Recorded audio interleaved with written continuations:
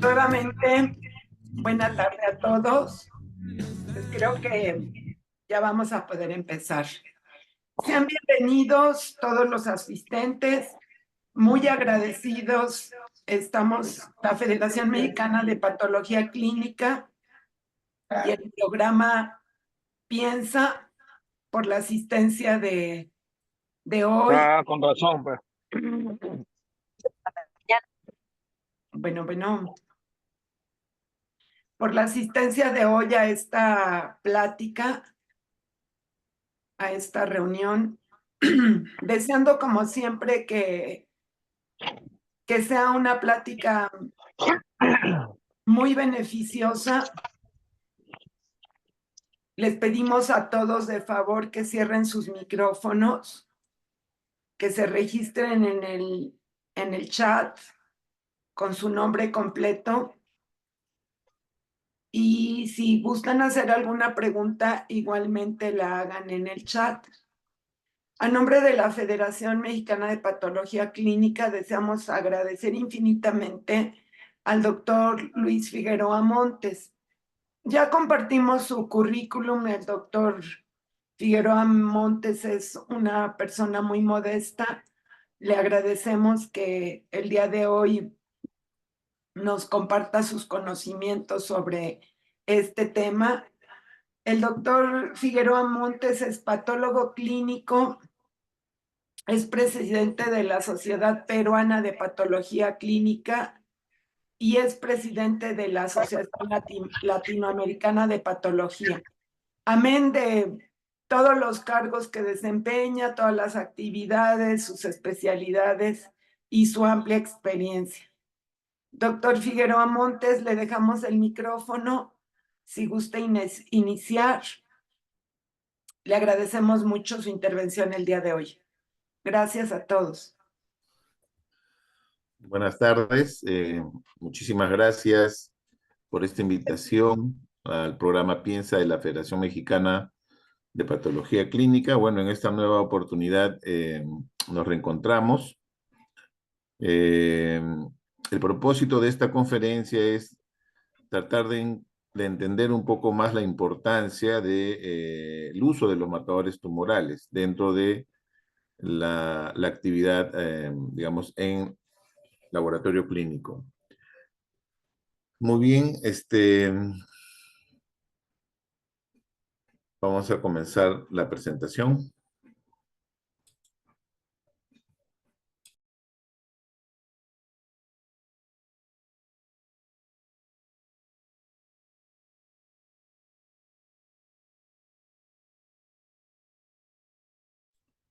Muy bien.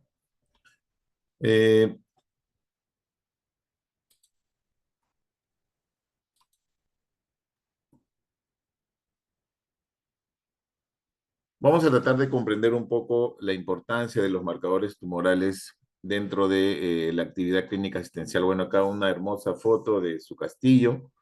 Tuve la suerte de conocerlo el año pasado y recorrer pues todo el Paseo de la Reforma hasta el casco. Así que bonitos recuerdos. En general, el cáncer alrededor del mundo es una enfermedad crónica, no transmisible, que golpea lamentablemente los sistemas de salud públicos y privados, generando una gran carga de enfermedad. Es decir, los países invierten mucho en su tratamiento y generan gastos importantes para tratar de coberturar la atención en sus pacientes, ¿no? Alrededor del mundo hay diferentes tasas de incidencia. Pero digamos que en nuestra región, el promedio de Latinoamérica, ¿no? Acá podrían variar algunos países. México también tiene otras tasas, por lo menos entre 140 a 188 por cada 100.000 habitantes. Pero bueno, esto va cambiando. Si ustedes se percatan, hay países que tienen mayor incidencia, es decir, más de 257 casos por 100.000. Y si ven, son países como Estados Unidos, Canadá, Europa, Australia. Pero no es porque ellos tengan más cáncer, solamente que tienen más posibilidades de ser diagnosticados de forma oportuna, es decir, el acceso al diagnóstico, que es un tema distinto, ¿no? Um, bueno, acá no. En general, a nivel esta es una estadística de los Estados Unidos del año 2023. Ellos observan desde el año 91 una reducción, digamos, de la incidencia, quizás porque están diagnosticando de manera más oportuna y están tratando de manejar mejor los cánceres, ¿no? Si ven a nivel del sexo masculino y femenino, el comportamiento de los cánceres es distinto. Obviamente en la mujer el primero es la mama, de ahí pulmón, bronquios, digestivos y útero. En el caso del hombre, nuevos casos de próstata, pulmonar, también colon y urinario. Pero en muertes, digamos, para resumir, en la mayoría de nuestros países hay cuatro cánceres que son los más importantes. Digestivos, que es para ambos sexos, ¿no?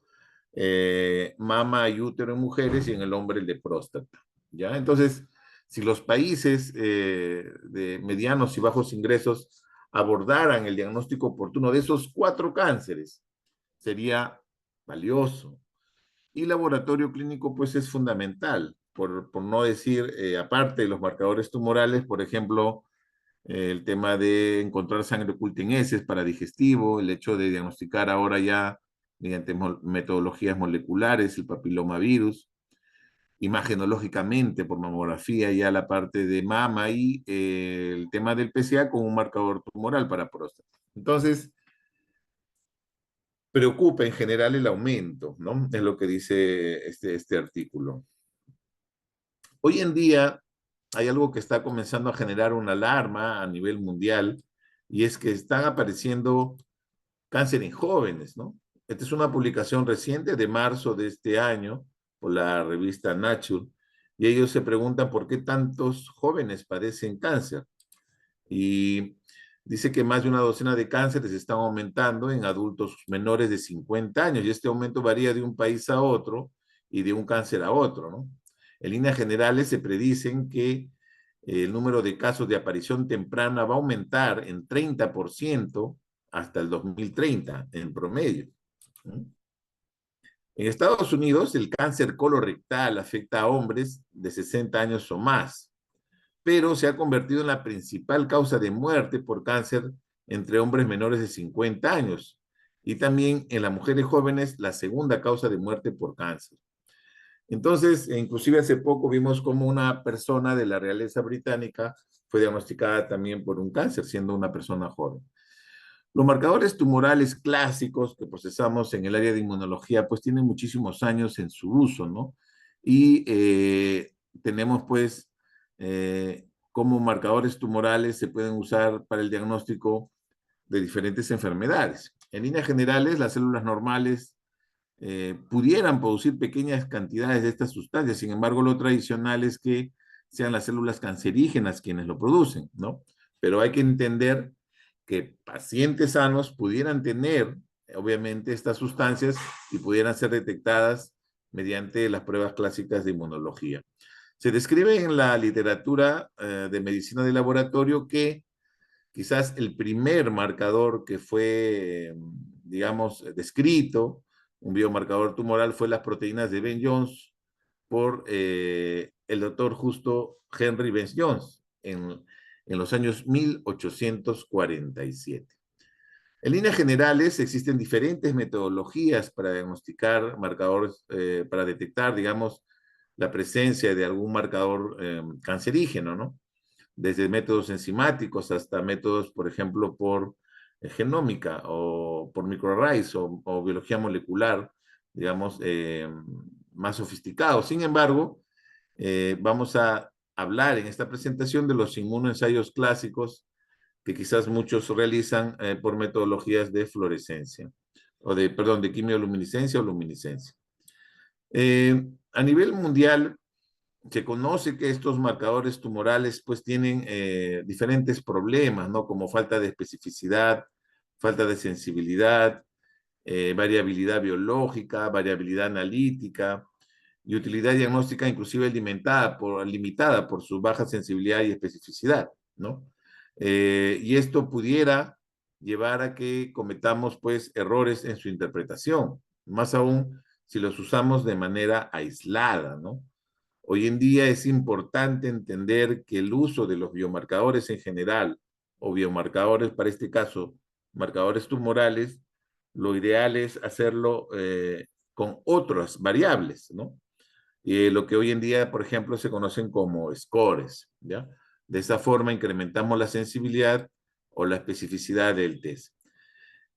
Este estudio me pareció un estudio muy interesante del British Medical Journal, una literatura británica del año 2019, donde ellos trataban de ver los valores que se obtenían o la posibilidad de tener un cáncer, ¿no? De diagnosticar un cáncer, ¿ya? La posibilidad de diagnosticar un cáncer en base a los valores predictivos positivos de algunos test tradicionales como hemoglobina, plaquetas, glucosa o hemoglobina glicada, marcadores inflamatorios, marcadores de función hepática o renal, calcio sérico o el recuento simple de glóbulos blancos. Entonces, de acuerdo a la edad del paciente, uno comenzaba a ver la posibilidad de que pudiera ser determinado un diagnóstico de cáncer con estos test clásicos. Pero si ustedes ven, pues la mayoría de los cánceres tienen un valor predictivo bastante bajo con estas metodologías. De ahí es la importancia del uso de los marcadores tumorales, ¿no? Que es lo que vamos a hablar el día de hoy. En líneas generales, se podría decir que los pacientes que tienen masas tumorales más grandes, asociados obviamente a un tumor específico, van a tener pues presencias mucho mayores del marcador tumoral, ¿no? Es directamente proporcional masa tumoral y marcador tumoral. La interpretación correcta en realidad de los marcadores es fundamental porque lo que menos tienen que hacer, digamos, los profesionales de la salud es generar procedimientos invasivos en los pacientes que pudieran poner en riesgo su seguridad. Por ejemplo, a través de la norma 15.189 se aborda la importancia de la seguridad del paciente, gestión de riesgo, seguridad de la información, etcétera. Igual en el ecosistema sanitario, dentro de la atención sanitaria, es fundamental evitar, ¿no? Mayores intervenciones, es decir, procedimientos que pudieran generar errores diagnósticos o lo que se conoce también como el sobrediagnóstico, ¿ya? En general, los marcadores tumorales pueden usarse en diferentes contextos, que vamos a tratar de describirlos un poquito más en detalle adelante. En líneas generales, el marcador tumoral se refiere a sustancias producidas de forma directa por las células cancerosas o por células en respuesta a un tumor. Están presentes en la sangre o en otros fluidos, ¿no? Como orina o líquidos biológicos. En el cuadro de la derecha pueden ver pues diferentes tipos de marcadores tumorales, muchos de ellos que se utilizan dentro de las plataformas analíticas en los laboratorios de inmunología o de bioquímica, en fin, dependiendo del método, y que están correlacionados o asociados, digamos, a algún tipo de cáncer, ¿no? Por ejemplo, ponen el marcador tumoral H4, que está asociado a ovario, ¿no? Algunos otros clásicos, por ejemplo, tiroglobulina, algún proceso maligno de la tiroides, el CA15-3 asociado a mama, etcétera, etcétera. En este cuadro resume un poco cuáles serían esas utilidades de los marcadores tumorales circulantes, ¿no? Que en líneas generales se siguen usando. Por ejemplo, para la terapia de seguimiento, para la detección temprana de una recaída, es decir, un paciente que ya haya tenido alguna intervención, sea quirúrgica, de repente a través de estudios de radioterapia u otros similares, se tendría que ver que el marcador tumoral inicial pues ha disminuido y si aparece obviamente hay una recaída, o un paciente que tiene una metástasis, ¿no? Valoración de la radicalidad en la cirugía, también se asocia los valores de marcador tumoral, pronóstico y selección del tratamiento, diagnóstico precoz, es decir, como un tamizaje, como un cribado, como un screening, por ejemplo, el PSA, quizás el más utilizado, evaluación del riesgo de cáncer o el cribado en población asintomática, ¿no? Ese es un tema muy interesante que quizás dependa mucho del perfil de la demanda o de las condiciones de salud con mayor atención en diferentes lugares, ¿no? Por ejemplo, en mi país tenemos una zona que tiene una alta prevalencia de hepatitis congénita. Eh, Podría de repente ser útil hacer en ellos tamizajes con alfa-fetoproteína, por ejemplo, pues si quisiéramos abordar el cáncer de hígado, ¿no? O, por ejemplo, he leído que en alguna literatura asiática eh, utilizaban en una zona determinada por la alta prevalencia de cáncer nasofaringio el detección o el cribado por biología molecular del virus de Epstein-Barr, por ejemplo, ¿no? Entonces va a depender mucho, digamos, los antecedentes epidemiológicos. Un tema que tenemos que tener muy presente, al menos desde la perspectiva de estos marcadores, evitar, si silencian a todos de repente, el administrador, el coanfitrión. Por favor, tienen abiertos sus Lo micrófonos y apagué. lo pueden cerrar. O Ya puedes los estoy silenciar a apagando, no se todos y de preocupen. ahí simplemente yo me abro mi sonido. Sería mejor. Sí, Sí, gracias. doctor, ya los apagué a todos, no se preocupen. Gracias. Muy bien. Entonces, un tema que tenemos que tener mucho cuidado es evitar liberar falsos positivos. Es un tema muy importante, porque la falsa positividad podría generar pues falsas intervenciones también, ¿no? Exponer al paciente a otros procedimientos invasivos, ¿no? Hay que tener en cuenta diferentes variables, como por ejemplo la condición del paciente, ¿no? Factores preanalíticos relacionados al comportamiento de cada marcador tumoral, especificidad del equipo de medida utilizado, detección de la presencia de autoanticuerpos, que es un dolor de cabeza para inmunología, y también hay que conocer mucho, pero básicamente hay que conocer en detalle las potenciales interferencias o problemas que se pudieran generar por el uso de algún biomarcador en relación al equipo, ¿no? El tema de identificar esas variables biológicas es importantísimo y también ver el comportamiento de este marcador tumoral en el tiempo, ¿no? Cómo va variando. De repente, si queremos hacer una correlación en relación a esto. El otro tema también está asociado a la vida media del mismo biomarcador. Muy bien, entonces son diferentes variables, pero algo que es aún más crítico es evitar el sobrediagnóstico, es decir, evitar generar un resultado que me va a producir intervenciones posteriores, no solamente el hecho de que al paciente se le someta a procedimientos invasivos posteriores, sino también al impacto psicológico. Y a veces es ese impacto psicológico o ese sobrediagnóstico que puede generar problemas médicos legales a la institución y obviamente al grupo de trabajo del laboratorio clínico que intervino. Hay diferentes estudios que tratan de abordar un poco el uso adecuado, el análisis económico de las intervenciones en relación a la costo-efectividad. Este estudio, por ejemplo, trató de evaluar la pertinencia de la solicitud y encontró que 9.000 de casi 23.000 solicitudes, es decir, casi el 40% de más de 5.000 pacientes con enfermedades neoplásicas fueron consideradas solicitudes adecuadas, es decir, menos del 50%, en base a guías de práctica clínica, ¿no?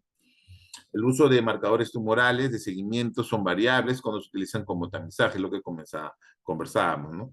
Hay que implementar prácticas seguras en relación a su uso. Ese es un tema importante. De este estudio, hubieron marcadores que se usaron con más frecuencia, alfa-feto, sea antígeno carcinoma embrionario, sea 19.9, PSA, para este estudio, en fin, ¿ya? Entonces hay que tener presente el tema de la indicación. Para eso, obviamente, necesitamos usar guías adecuadas, ¿no? Guías de práctica clínica que nos orienten el correcto uso de estos marcadores tumorales para definir la intervención posterior, ¿no? Y la manera como se va a interpretar. Existen guías muy bien definidas, por ejemplo, acá hay un pool de guías del año 16, 17, probablemente cada país también puede implementar una guía de consenso, ¿no? O utilizar guías europeas, americanas, idealmente con la metodología GRI, para que sea una medicina basada en evidencias, con una recomendación, fuerza de la recomendación en todo caso, ¿no?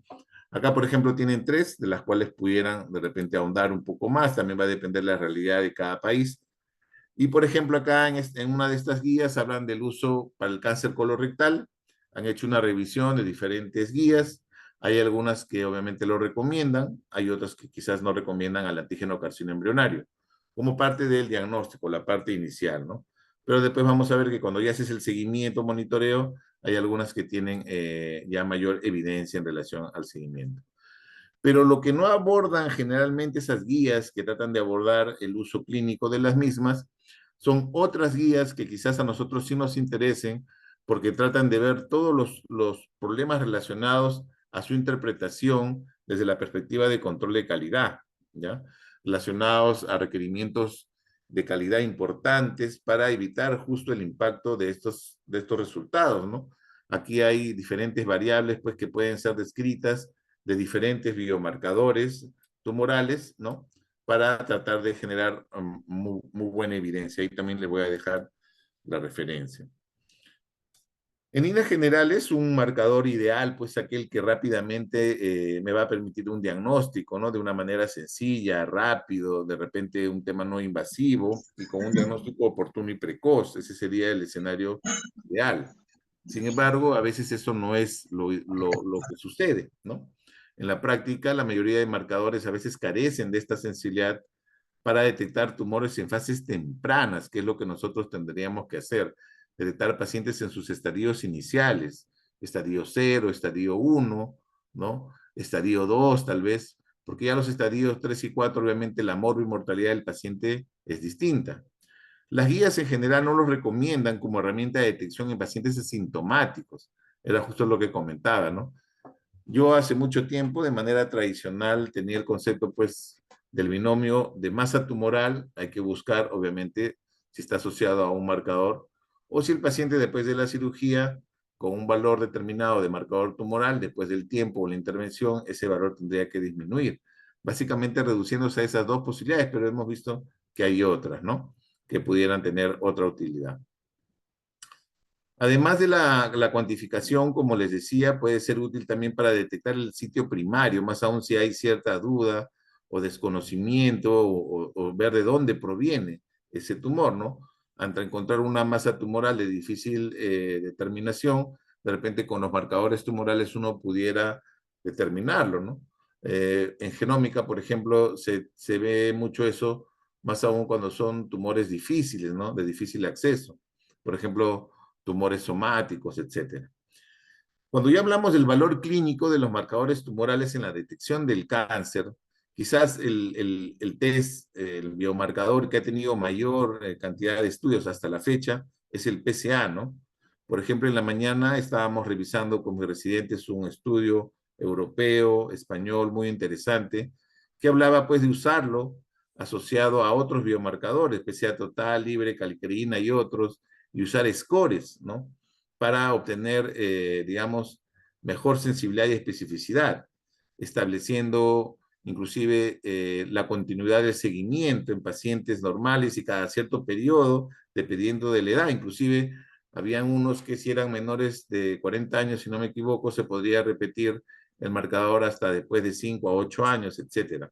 Entonces, los sistemas de salud, en especial los países, deberían definir consensos para usar de la mejor forma los marcadores tumorales, en este caso el PSA, porque acuérdense pues que el PSA también se asocia mucho al sobrediagnóstico y a procedimientos invasivos posteriores, ¿no? Hay, como dije, un montón de estudios, hay diferentes guías europeas, americanas, habría que ver un poco qué dicen los consensos en cada país, qué dicen de repente su sociedad de urología en México, etcétera, ¿no? O enfoques consensuados similares en nuestra población, ¿no? Acá, por ejemplo, proponen estratificar, ¿no? Con calculadoras de riesgo, como le menciono, donde se incluyen más variables, ¿no? E inclusive la resonancia magnética, que probablemente en los sistemas de salud públicos de nuestros países no es parte de la atención, ¿no? Quizás solamente enfocándose en una ecografía y biomarcadores de laboratorio, ¿no? Ayudarían mucho en este tipo de pacientes. A pesar que algunas fuentes, algunas escuelas recomiendan como que no deberían hacerse tamizaje para cáncer de próstata u otros, una reciente publicación de la revista Lancet, yo les recomiendo mucho que hagan seguimiento a la revista Lancet. Ellos publican artículos muy sesudos, con muy buena información y recientes. Esto es, por ejemplo, de ahora, de abril, o sea, del mes pasado, donde abordan todo relacionado al cáncer de próstata. Ellos se encuentran, por ejemplo, que en la zona de las Américas, ¿no? En las zonas de las Américas, la incidencia la tiene a la cabeza Brasil, Estados Unidos, Canadá, Ecuador, por ejemplo, va disminuyendo. Y a nivel de muerte, Chile, Brasil, Colombia, ¿no? Y miren, la estimación de muertes en relación al tiempo, probablemente Sudamérica está en el segundo lugar en toda la región, ¿no? Comparado con otras regiones del mundo. Esta publicación resume de que el número de casos nuevos aumentará de 1.4 millones a 2.9 millones en el 2040, es decir, va a duplicarse prácticamente y un poquito más, ¿ya? Es un tema que hay que tener presente. De ahí es la importancia de que nosotros tengamos que intervenir. Dicen los países de bajos y medianos ingresos, como los nuestros, el cáncer de próstata se diagnostica a una edad avanzada en personas con concentraciones elevadas del PSA total, enfermedad local avanzada o metástasis, ¿no? Si nosotros analizamos ese tipo de paciente, pues evidentemente su morbo y mortalidad va a ser mayor comparado con un paciente que no tiene esa condición. La detección temprana es más común en los países de altos ingresos y está impulsada básicamente por altas tasas del uso de las pruebas de PSA y un mejor acceso al tratamiento en el caso del diagnóstico. Recuerden que nuestros países tienen una brecha en el diagnóstico en el 50%, es decir, de cada 2 personas, una accede a un diagnóstico. Por lo tanto, es nuestra responsabilidad también acercar el diagnóstico a nuestra población, ver qué poblaciones merecen también una prueba de laboratorio en las zonas rurales, en las zonas más lejanas, en las zonas con difícil acceso geográfico, en las zonas con determinantes sociales más vulnerables, ¿no? Es un tema que se tiene que ver desde una visión país. En el caso de mama, digamos, desafortunadamente no tenemos un biomarcador individual que nos ayude, ¿no? En definitiva, la mamografía ayuda muchísimo. Estudios imagenológicos, definitivamente. Para el cáncer de mama, pues hay un gran número de biomarcadores, pero hay varios estudios que si tú unes biomarcadores, pues le das una mayor, digamos, potencia, la sensibilidad, especificidad. Acá, por ejemplo, hay estudios donde usando el CA15-3 con el antígeno carcinoma embrionario incrementó de 12 a 19, por ejemplo, la sensibilidad, pero igual vemos que sigue siendo bajo. De la misma forma, Lancet hace poco, el 15 de abril, también sacó una revisión muy interesante sobre la manera como debemos abordar el cáncer de mama en las mujeres, ¿no? Y ellos resumen de que debemos alentar, dice, ampliar los esfuerzos de detección temprana del cáncer de mama en los países de bajos y medianos ingresos, ¿no? Claro, desde la perspectiva de mamografía. Sin embargo, muchas de las pacientes en nuestras zonas, lamentablemente, con cáncer de mama metastásico, pues se sienten ya abandonadas, aisladas, solas. Y es posible que no reciban la atención adecuada en nuestros países, ¿no? Y este problema tiene que abordarse, debe de abordarse, ¿no? Hay varios temas también asociados a la manera como es la idiosincrasia, cómo es el tema sociocultural de nuestra población. Y ya cuando el cáncer está muy avanzado, recién deciden acudir al médico de repente por vergüenza o por alguna otra razón no lo hicieron antes, ¿no? El cáncer de pulmón sí es un tumor que lamentablemente por las características que tiene todavía hay una necesidad urgente de mejorar sus herramientas para el diagnóstico, ¿no? hay cifras que pudieran ayudar en la medida que se aunan de repente un pool de biomarcadores. Pero igual depende mucho del estirpe, si son células grandes, células pequeñas, en fin, es un tema que se podría mejorar. Acá igual establecen que el uso de pruebas de laboratorio, más imágenes, más la evaluación clínica, pues combinando todas estas ayudarían, ¿no?, a tener una estrategia mucho más eficaz. De la misma forma pasa con el denominado asesino silencioso, que es el cáncer de ovario, ¿no? En el cáncer de ovario probablemente inmediatamente viene a nuestra mente el CA125, pero hoy en día está apareciendo otro biomarcador, quizás que en la medida los estudios avancen, quizás se genere mayor evidencia científica para su recomendación, ¿no? Es un cáncer que tiene una elevada mortalidad y se diagnostica también en estadios avanzados, ¿no?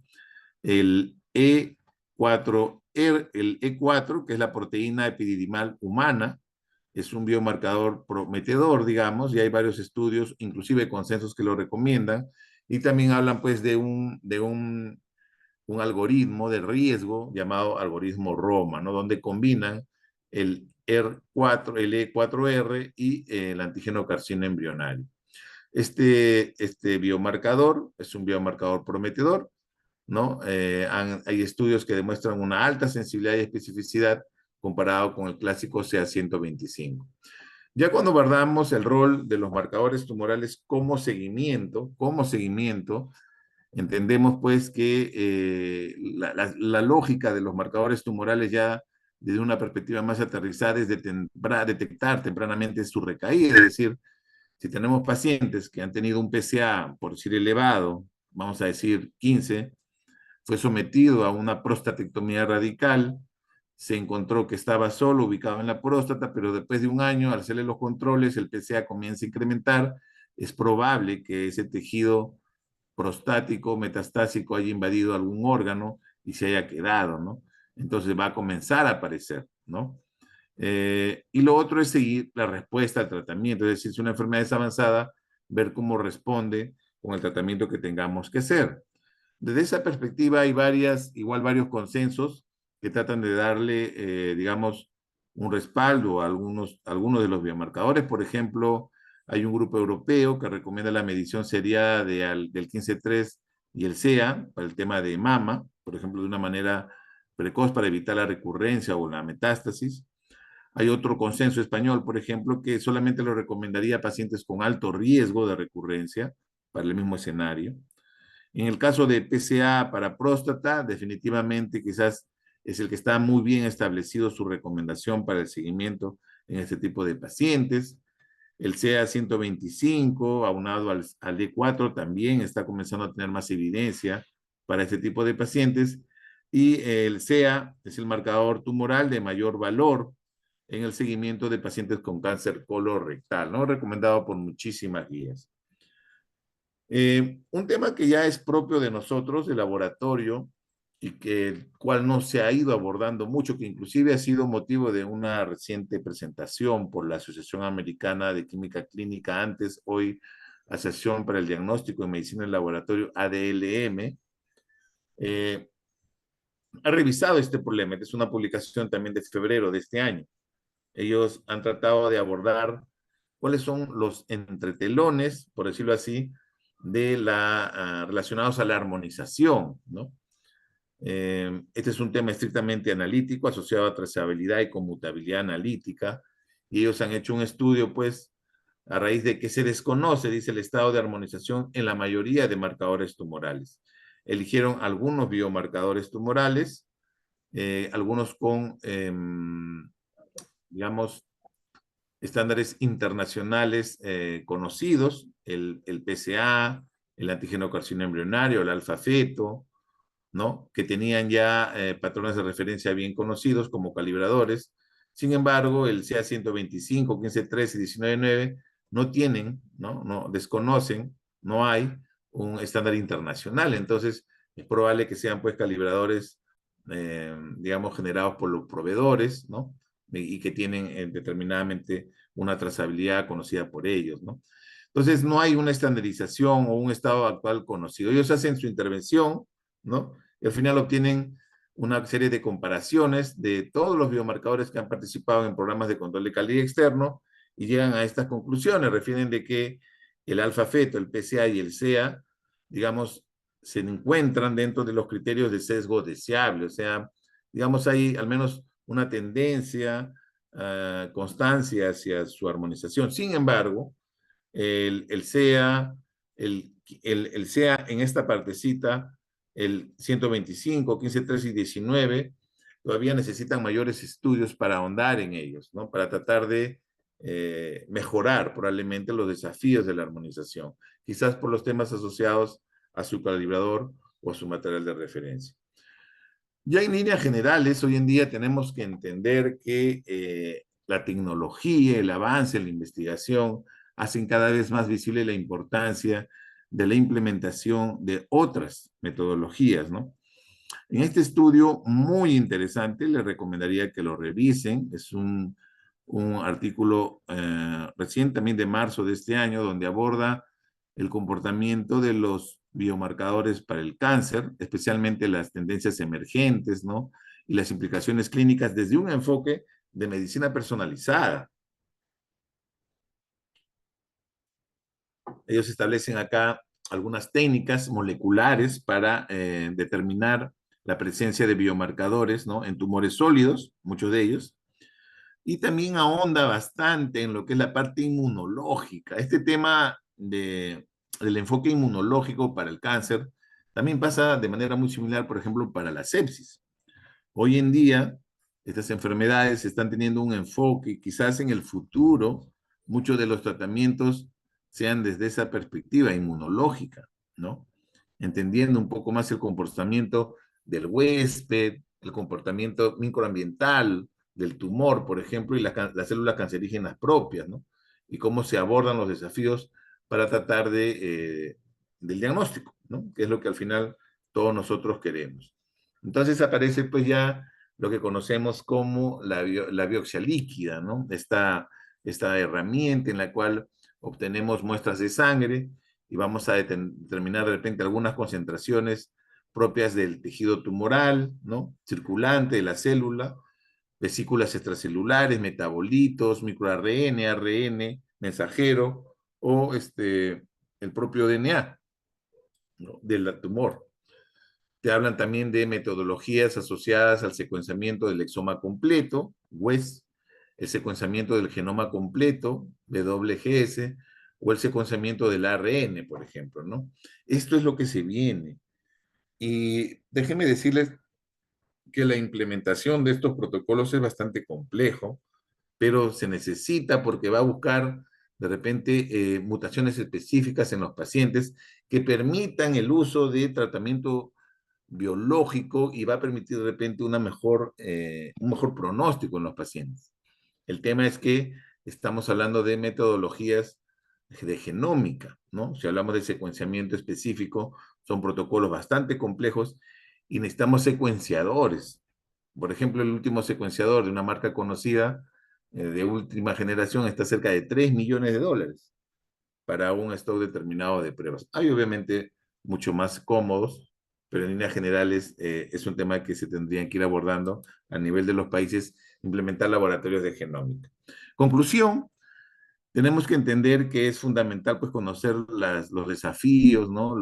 Las limitaciones, los obstáculos de los marcadores tumorales para su uso y destacar pues, las guías clínicas que uno va a tener que utilizar para su mejor uso, para su óptimo uso, para su correcto uso y evitar obviamente en los pacientes sobrediagnósticos, procedimientos invasivos, problemas psicológicos, ¿no? Que le puedan atentar su seguridad. También hay que entender que tenemos que evitar los falsos positivos, ¿no? Tratar de evitar conocer, digamos, las limitaciones de los test, ¿no? Para una mejor eficacia diagnóstica. Hay que evitar, pues, este tema de la falsa positividad. Hay que entender el detalle de las potenciales interferencias, ¿no? De los biomarcadores al momento de su proceso. Hay que leer en detalle los insertos, hay que ver el comportamiento y la estabilidad a bordo, etcétera, etcétera. Y también quizás ir un poco más allá, como hemos visto en ese estudio, con el tema de armonización y trazabilidad. Y los profesionales de laboratorio tienen el papel clave de investigar pues aquellos resultados que puedan ser discordantes, ¿no? Al momento de que puedan ser interpretables. Muy bien. Entonces, nosotros, como profesionales de laboratorio, tenemos que entender que el cáncer va a seguir avanzando año tras año y golpea nuestros sistemas de salud. ¿Podemos hacer algo más? Claro que sí, podemos hacer algo más. Primero, hacer visible la necesidad de usar buenas metodologías para el diagnóstico adecuado de los marcadores, implementar estrategias para la gestión de la demanda, para el uso correcto de estas pruebas, y lo más importante, hacer visible la necesidad en los países para que se utilice bajo un consenso y busque a los cánceres que más se están matando hoy en día en el mundo, que son los digestivos, colorectal o gástrico, mama, cuello uterino y próstata en los hombres, aparte de otros sinnúmero de cánceres. Pero poniéndole foco a ellos, yo creo que haríamos muchísimo. Muy bien, muchísimas gracias por esta oportunidad y bueno, una vez más voy a repetir este videito que es de nuestro próximo congreso. Un ratito. Voy a compartir con sonido. Ya.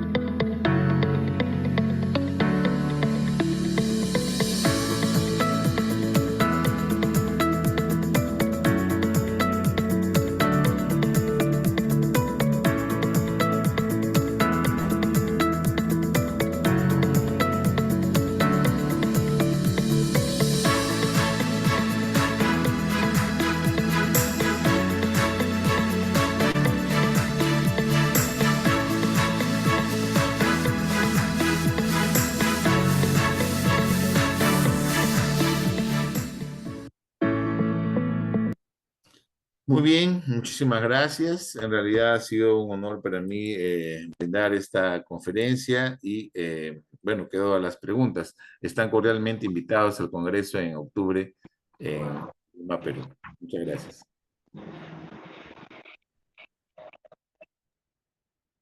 Si alguien desea hacer algún comentario, alguna pregunta, alguna referencia, recuerden que nos llenamos siempre de...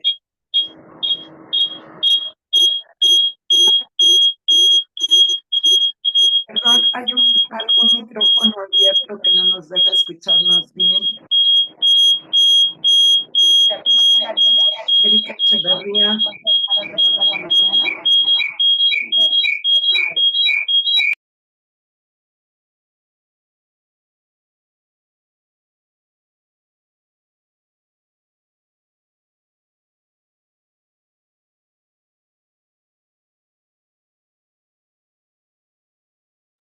¿Están silenciados?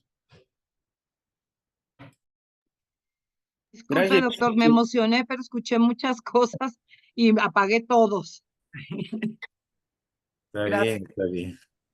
Gracias, doctora. Si desean hacer alguna pregunta, algún comentario para enriquecer la plática del día de hoy. El señor Rafael quiere hacer alguna consulta, Rafael Franco. Sí, el doctor Rafael Franco. Adelante, doctor. Hola, buenas tardes a todas y a todos. Doctor Figueroa, pues una vez más me quedo muy complacido con su conferencia. Estuve en la anterior y la verdad es que es usted una cauda de conocimientos, particularmente que lo sabe combinar con lo que teníamos antes y con lo que tenemos ahora y probablemente tengamos más adelante. En la actualidad todos sabemos que indudablemente vamos hacia una medicina genómica en donde tal vez no está al alcance de cualquier ser humano o cualquier institución, pero indudablemente que vamos para allá.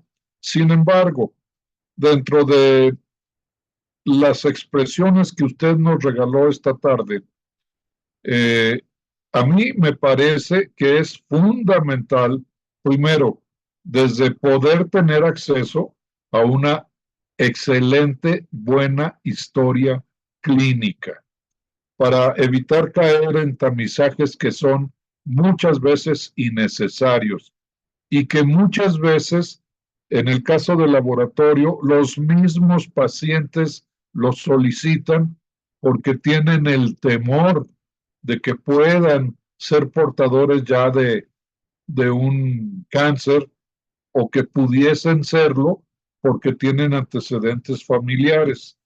Sin embargo, si pudiésemos tener el acceso a una muy buena historia clínica, y luego otro punto muy importante que ya lo mencionó usted también, los aspectos que son necesariamente parte de todo el proceso laboratorial, desde las medidas que debemos de tener en la buena toma de la muestra, en la investigación con el paciente si está bajo algún tipo de tratamiento ya, que puedan en un momento determinado generarnos una mala interpretación del marcador tumoral. Y luego finalmente, pues también usted nos muestra las guías que en este momento están muy en boga y particularmente los españoles tienen muchísima experiencia en esto. Sin embargo, no me podrá usted negar, o a lo mejor sí, de que la experiencia que va adquiriendo uno a través de los años nos hacen considerar el evitar falsos positivos o falsos negativos. Y le pongo un ejemplo. En el cáncer de páncreas, cuando se hace un marcador tumoral, un 19,9, que rebasa las 1000 miliunidades por mililitro, definitivamente a mí en lo personal, hasta que no me demuestren lo contrario, eso es cáncer de páncreas. Y sin necesidad de recurrir a otras prácticas como sería la tomografía computarizada, etcétera. Y me gustaría conocer su opinión al respecto. Muy bien, doctor Franco, muchísimas gracias por sus palabras. En realidad, no hay nada más agradable que conversar con nuestros pares, con los profesionales del laboratorio. Y sí, a ver, varios temas. En primer lugar, siempre hay que recordar que las pruebas de laboratorio son de ayuda al diagnóstico, es decir, una prueba de laboratorio es parte del proceso diagnóstico. Una prueba de laboratorio es parte de un sinnúmero de intervenciones que le permiten al médico, en este caso al médico tratante, bajo el concepto del brain to brain famoso, escrito por Lambert hace muchos años. El médico genera una solicitud en base a alguna necesidad del paciente. Luego el profesional del laboratorio, en base a su pensamiento, libera un resultado y al final este ciclo se cierra cuando el médico lo interpreta. Entonces, si el médico viera un resultado patológico, va a tener que unir los otros criterios, ¿no? Examen físico, antecedentes del paciente, de repente la necesidad de una interconsulta, de repente la necesidad de ampliar otro procedimiento de imagenología, qué sé yo. Pero cuando tengamos todo, es como armar un rompecabezas, recién podemos tomar una intervención, una decisión. De tal manera que un solo valor de laboratorio no tiene tanta utilidad si no se ve desde esa perspectiva. Y hace muchos años, en los años de los 1800, el famoso doctor Osler hablaba de los principios del doctor Osler, y él decía de que un solo resultado patológico no debería generar intervenciones, sino una secuencia de resultados patológicos. Si son varios, 2, 3, 4, que me evidencian de que hay algo allí, recién uno debería tomar intervenciones. Y este principio tan elemental a veces no se aplica siempre. Por otro lado, hay marcadores tumorales que en definitiva, como el que usted muy bien mencionó, con valores tan altos, demostrados sin ningún problema analítico, definitivamente nos hacen hablar de cánceres y eso ya lo ve, como usted bien dice, la experiencia, ¿no? Tengo muchos amigos, en realidad han sido 3 muy cercanos que fallecieron por tumores en vías biliares o páncreas con ese marcador tumoral volando, literalmente. Y sí, es así. El otro tema es que tenemos que interpretar adecuadamente el test y hay que evitar justo este tema del sobrediagnóstico. Por ejemplo, yo he conocido algunos hospitales que incluían simplemente el marcador tumoral como parte de la evaluación prevacacional, ¿no?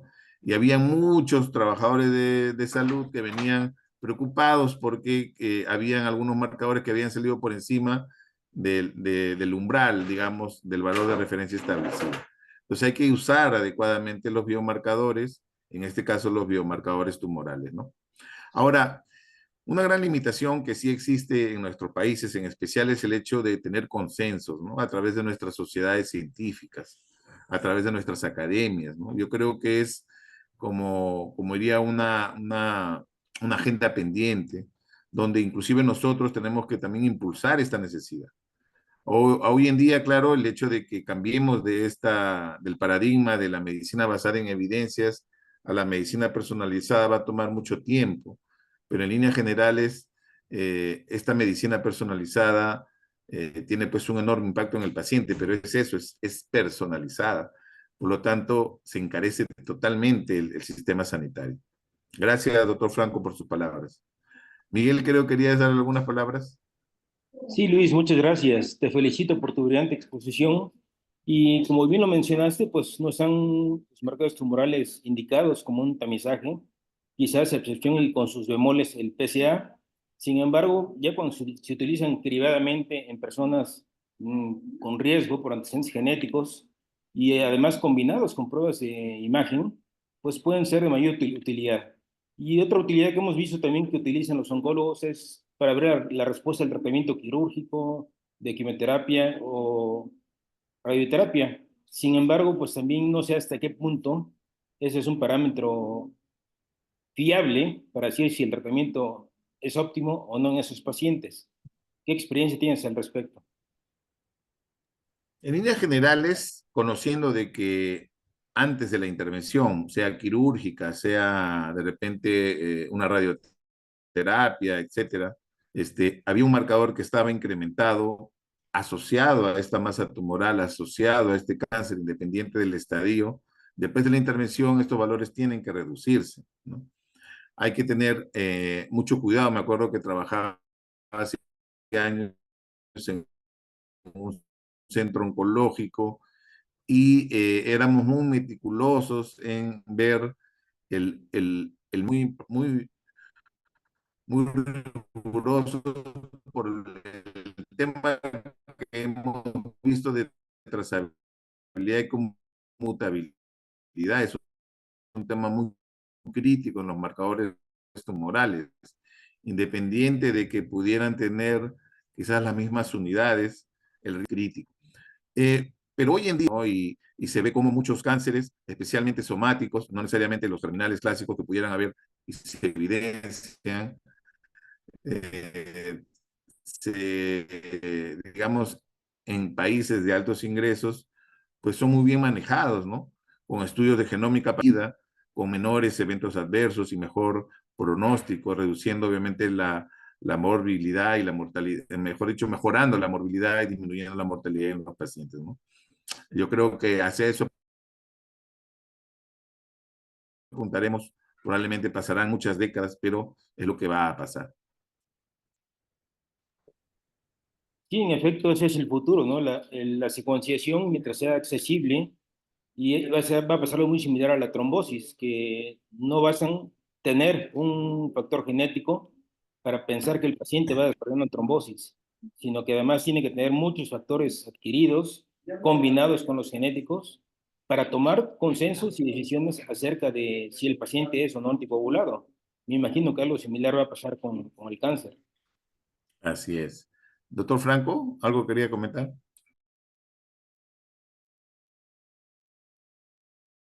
No se escucha, Su doctor Franco. su micro, doctor. Es que no quería que nadie me ganara la pregunta. No, insistir definitivamente en la parte preanalítica. Mire, es increíble cómo incluso nuestros colegas clínicos a veces desconocen, sobre todo en el nivel asistencial primario, desconocen qué es lo que le tienen que pedir a su paciente antes de mandarle a hacer una prueba de tamizaje para antígeno prostático total. Y esto genera, sí, efectivamente, muchas controversias. Claro que cuando lo vemos frente a resultados bien controlados, protocolos bien controlados, bueno, tiene que surgir la controversia. Por ejemplo, en Estados Unidos de Norteamérica tienen le dan poca atención a el resultado del antígeno prostático total. Pero aquí en nuestro medio, yo creo que en la parte analítica, perdón, preanalítica, deberíamos de darle toda la información necesaria al paciente. Por ejemplo, no deben de tener actividad sexual por lo menos 72 horas antes de que se hagan el antígeno prostático total, porque esto nos va a traer cambios y nos puede dar resultados positivos falsos. Y por otro lado, también reconocer y también informarlo a un paciente que la edad tiene mucho que ver, porque a través del tiempo, a través de los años, van cambiando los valores de referencia del antígeno prostático total, de tal forma que para un individuo que se va a hacer su antígeno prostático total a los 70 años, pues eso de afirmar que hasta los 4 milinares por mililitro es el valor de referencia para todo mundo, pues eso tampoco es cierto. Entonces, sí necesitamos, a falta de mejores recursos, informar al paciente correctamente, tanto a nivel del médico tratante como a nivel del personal que se encarga de dar las indicaciones en el terreno preanalítico. Sí, sí, es correcto. Sin embargo, en esta parte en especial, yo sí creo que hay una responsabilidad compartida, ¿no? Hoy en día, el preanalítico, a diferencia de antes, no es desde que comienza el registro en laboratorio para hacer la toma de muestras, sino la preanalítica inicia desde que el médico generó la solicitud y probablemente le brindó las recomendaciones al paciente. Entonces, en todos los escritorios de todas las consultas externas de los pacientes, debe estar lo que se conoce como el listado de condiciones preanalíticas que lo escribe el laboratorio, detallando las condiciones en las cuales debería ir ese paciente y el médico inmediatamente, como cuando ve una página amarilla antes, inmediatamente tiene que ver este listado y decirle a ese paciente en qué condiciones va a ir, ¿no? Y, y eso está, según la guía de la 15.189, en su punto de preanalítica 7.2.4. Y ahí detalla claramente que todo eso que usted mencionó debería estar en esto, ¿no? Acuérdense que esta guía la vamos a tener por una década hasta el 2000, probablemente 2032. Entonces hay que tratar de aplicarla al máximo. Debemos nosotros respirar calidad, debemos implementar los sistemas de gestión de calidad en nuestros laboratorios. México tiene un sinnúmero de laboratorios acreditados y probablemente lo hacen, pero nos falta, digamos, nosotros también forzar un poco esta necesidad a nivel de nuestra región. No sé, Miguel, si hay alguna otra pregunta. Gracias. No, doctor Franco, ¿qué haga usted? Leticia, Miguel. Yo hacer el comentario, doctor, redundando con lo que ustedes refieren, creo que es muy importante la información que obtengamos, la atención que les demos a los usuarios para obtener un diagnóstico. Yo a lo largo de la trayectoria he trabajado en hospitales de alta especialidad y los últimos 4 años trabajé en el área totalmente de oncología. Entonces, sí vemos que hace falta información por parte del paciente, por parte del clínico, y el laboratorio a veces nos conformamos. Esto es muy importante porque al paciente hay que hacerle tener conocimiento de la necesidad de que sea un buen paciente, que nos exprese y que le tome la dimensión ya cuando se tiene un diagnóstico. Con los marcadores tumorales, llamémoslo así, acotado, más precarios, y que empieza el camino para dar el diagnóstico, hacerlo entender que el paciente es parte fundamental de esto.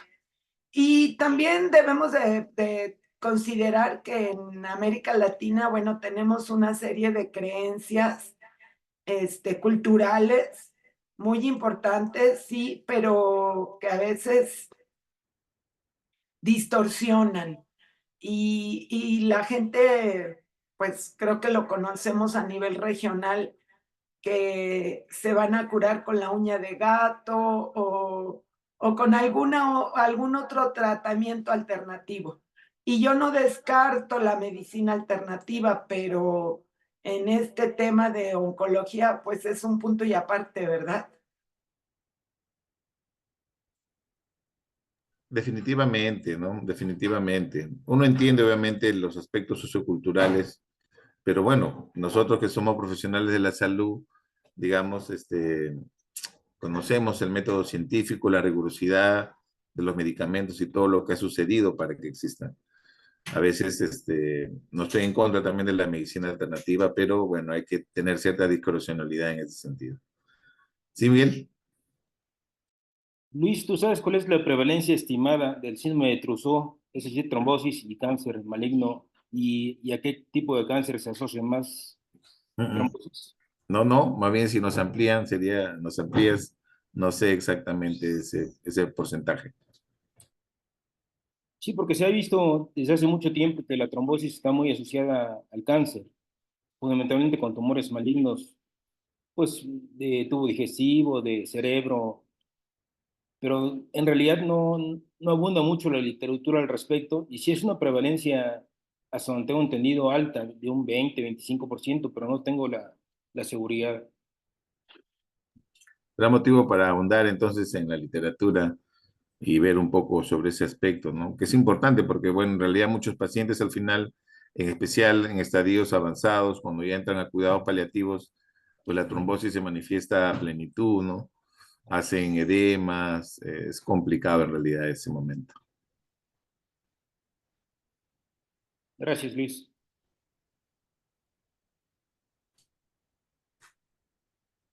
El doctor Franco, ¿quiere dar una palabra?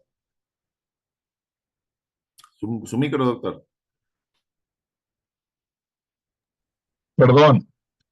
Pues miren, yo me quedé un poco enganchado con lo del PSA, el antígeno prostático total, que todavía mucha gente le llama antígeno prostático específico, que hoy sabemos que de específico no tiene nada, ¿verdad? Tiene que ser el prostático total. ¿Y por qué? Porque hay una fracción libre del antígeno prostático y que cuando los valores de referencia están un poquito por afuera, esto no necesariamente debe de considerarse como que ya estamos frente a una posibilidad de cáncer. Existe la determinación para la fracción libre del antígeno prostático, la cual a través de su índice puede informarnos de que probablemente ese paciente tenga una hipertrofia prostática benigna, que definitivamente, pues no, esto es un proceso benigno, no maligno. Entonces, toda esta serie de información, como ya mencionaba nuestra querida amiga Leti, pues toda esta información, de acuerdo a los recursos con los que contamos, debemos hacerla amplia hacia todas las gentes con quien en la parte del sector profesional médico como no médico y de los pacientes, evidentemente, nos ayudaría a tener una comprensión y una mejor atención al paciente, de evitarle ese estrés emocional tremendo de que porque traía un poquito fuera del valor de referencia su antígeno prostático total, pero ya determinando la fracción libre, pues probablemente sea un proceso benigno que definitivamente pues tiene otro enfoque, otro tratamiento y otro seguimiento. Sí, en realidad, cuando uno ya lee un poco más, hay muchas publicaciones que están en contra de los programas de tamizaje cribado de PSA, es cierto, hay un componente importante. Sin embargo, por ejemplo, esta gran revisión de Lancet, que los invito a que lo revisen, recomienda el uso, en especial en nuestros países, ¿no? Los programas, digamos, de cribado se hacen robustos en la medida que generen un seguimiento, un monitoreo, que ese paciente se evalúe de manera periódica, no que sea pues de tiempo en tiempo, para ver si es que realmente hay un incremento no significativo, y no necesariamente que sean incrementos que superen valores, digamos, de normalidad, ¿no? Por eso, y recalco, las pruebas de laboratorio aisladas no tienen una utilidad que uno desearía si no es dentro del contexto.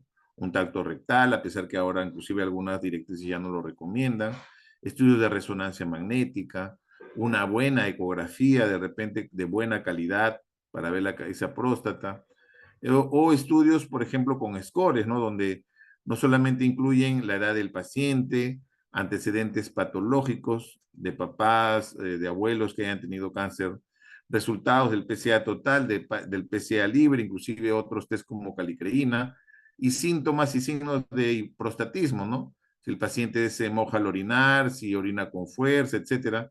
Y todas esas variables, cuando ingresan a una calculadora de riesgo, te dirá qué probabilidades tienes de tenerlo, alta, media o baja, y de acuerdo a eso serán intervenciones posteriores, como una biopsia, por ejemplo, ecodirigida u otro tipo de intervención clínica, ¿no? Entonces es fundamental entenderlo dentro de ese contexto, pero para eso depende mucho el consenso que el país decida, ¿no? Cómo los expertos al final deciden qué es lo que el país va a hacer en sus intervenciones, considerando que en nuestros países, pues, administramos la escasez, porque hay pocos recursos. Alguien de los asistentes reitera la pregunta que ya había mencionado el doctor Franco. Dice que hay alguna bibliografía que comenta que la abstinencia sexual de 72 horas ya no es indispensable para el PSA. Entonces, ¿cuál sería la opinión así concluyente? Bueno, en realidad lo que pasa es que una relación sexual, dependiendo de la vigorosidad de la misma, va a generar un estímulo a nivel de la próstata. Y el PSA es una enzima, entonces va a generar su liberación. Por eso ya está demostrado que inclusive manipulaciones, masajes prostáticos, de repente que se ha hecho antes del procedimiento o relaciones se debe de haber abstinencia, ¿no?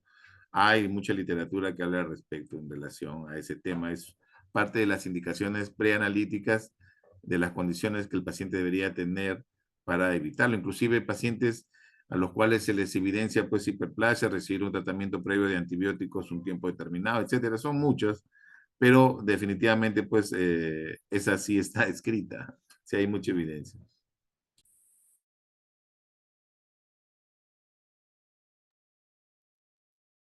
Pues si no hay alguna otra pregunta, algún otro comentario, pues de verdad que que nuevamente, a nombre de la Federación Mexicana de Patología Clínica, a nombre del programa Piensa, pues muy agradecidos, doctor Luis Figueroa Montes, por la plática del día de hoy.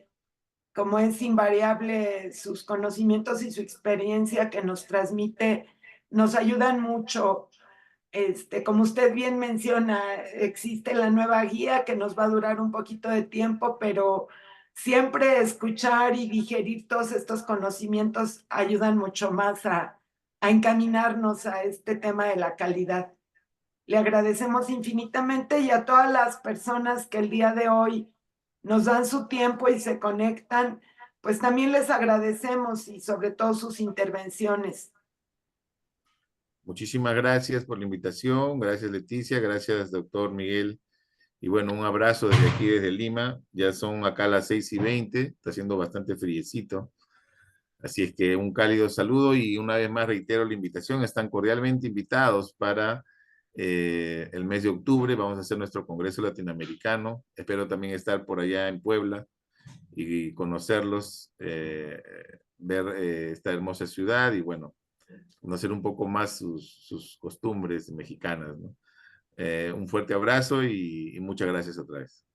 Perdón, hay otra pregunta así de última patinada. Alguien nos pregunta que si se debe de considerar el ciclismo o montar a caballo o otras actividades de ese mismo ámbito, si son importantes como causa a la hora de seguir con el tema tan tocado hoy del antígeno prostático. Claro, todo lo que puede estar asociado de manera directa o indirecta con un incremento, una estimulación al tejido prostático de cosas similares van a generar un incremento, ¿no? Entonces, evitar, quitar todas esas variables y simplemente pues tomarse la prueba en las mejores condiciones es lo correcto. No solamente aplica al PSA, sino a todas las pruebas de laboratorio que conocemos. Muchas gracias, doctor. Muchas gracias, asistentes. Que tengan una buena tarde, un feliz viernes. Y pues nos seguimos viendo en estos breviarios culturales de la profesión de la medicina de laboratorio. Que tengan muy buena tarde. Buenas tardes, gracias. Y gracias, Luis. Gracias, Miguel. Hasta luego, doctor.